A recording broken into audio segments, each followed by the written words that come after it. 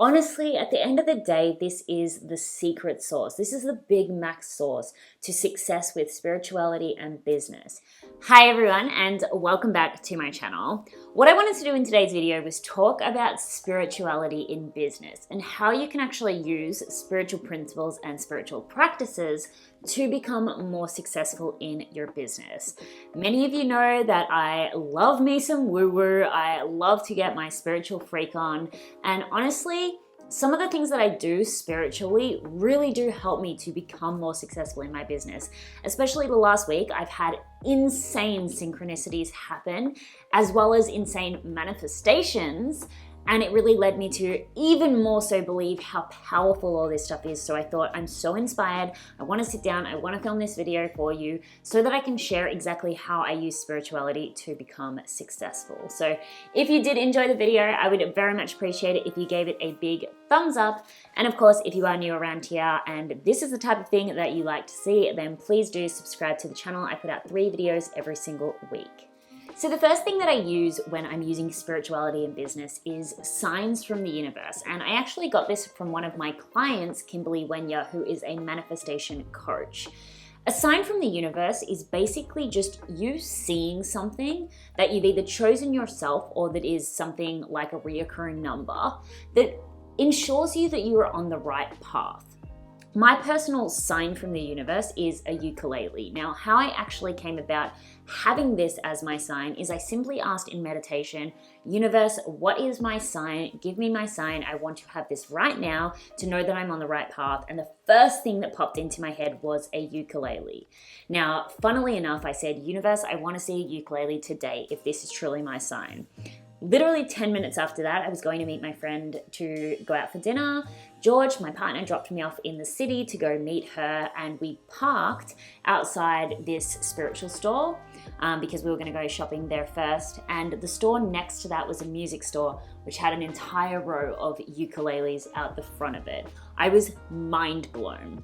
So that is my sign that every single time I ask the universe, I ask whether I'm on the right path, is what I'm pursuing at the moment the right thing for me to be spending my time on, I ask to see that sign. It happened to me the other night when I didn't have any internet because I just moved house, and I was watching normal TV, like free-to-air TV, and the show The Big Bang Theory was on. Not my cup of tea. I would never watch like TV like that. And I don't know his name, but Raj, maybe? One of the characters in there was holding a ukulele. It was crazy.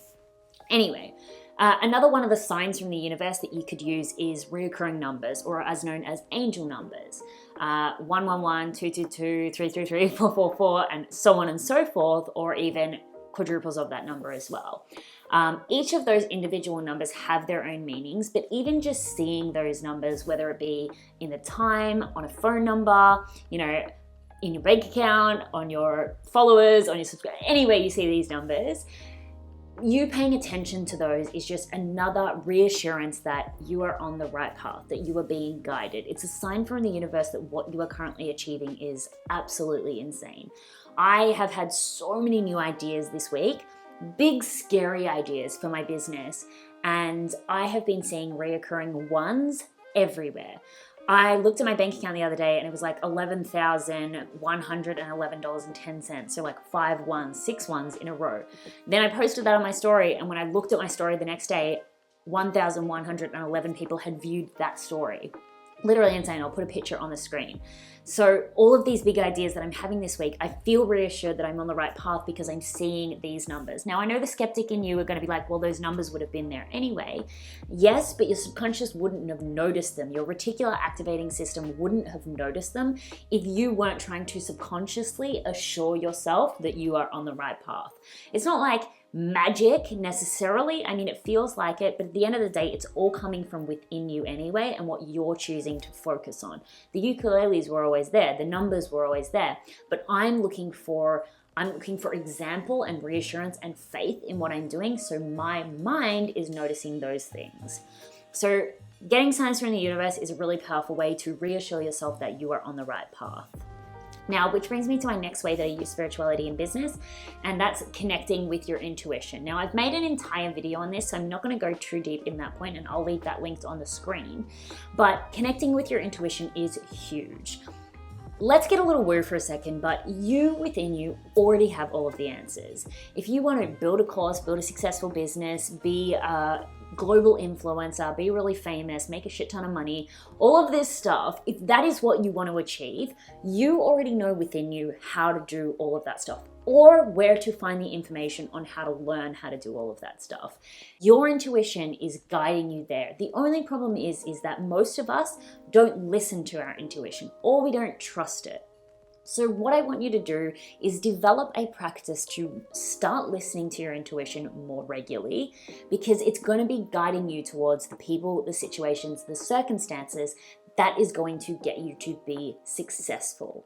So go watch that video. It's got way more information about the tools that you can use. For example, tarot, journaling, meditation. There's lots of different things you can do to actually connect to your intuition, but make sure it's a practice that you're doing daily so that you can have this infinite intelligence showing you what you need to be doing rather than just stabbing in the dark and trying to guess. So the next way that I use spirituality in business is moon rituals, particularly the new moon and the full moon. So I think the moon is incredible. I don't care if you're woo or not, the moon is freaking powerful. It has the ability to literally spark life. I mean, it controls the ocean, and the ocean is so freaking powerful. I don't want to get into the whole science behind the moon, but let's just agree that the moon's amazing. Anyway, the moon has a lot of effect on us as human beings as well. It's not just the tide, us as human beings, and our internal system is affected by the moon. And I love to use the moon for releasing things and for manifesting things and setting intentions. So particularly if I have big goals and ambitions that I really want to supercharge with the energy of the moon, I will set those on a new moon and do a new moon ritual.